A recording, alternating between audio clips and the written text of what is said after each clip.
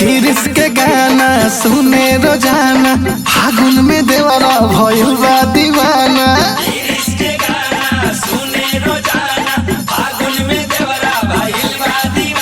हो जबरी करत दादागिरी बाटे, के रंग पे चकर खड़ा भीरी बाटे। कहे डाले दहो होली में चोली भीरी बाटे।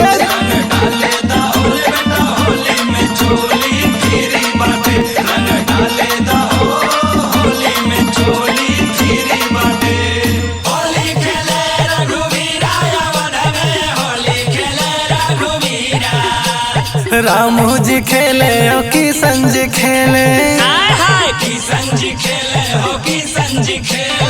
और खेले कबीरा अवध में होली खेले रघुवीरा।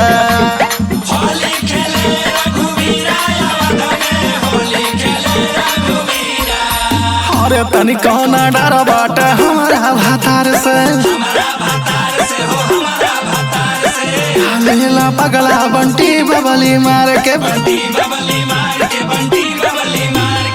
अरे तू अपन हजीरी बाटे, बाटत सबके पजीरी बाटे। कहे डाले दो होली में चोली फिरी बाटे।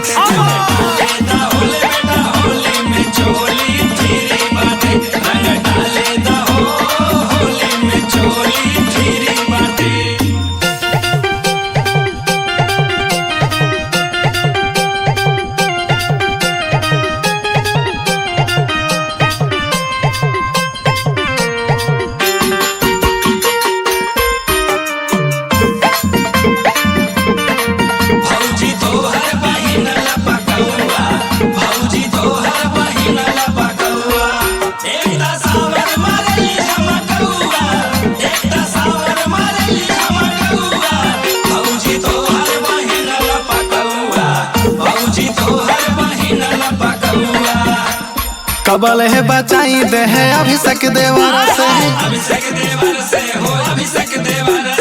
राजा रमेश से नहीं निकले हो घर से। चढ़ल अमन के अमीरी बाटे, इंदर विनोद खड़ा भीरी बाटे। कहे डाले दहो होली में चोली फिरी बाटे।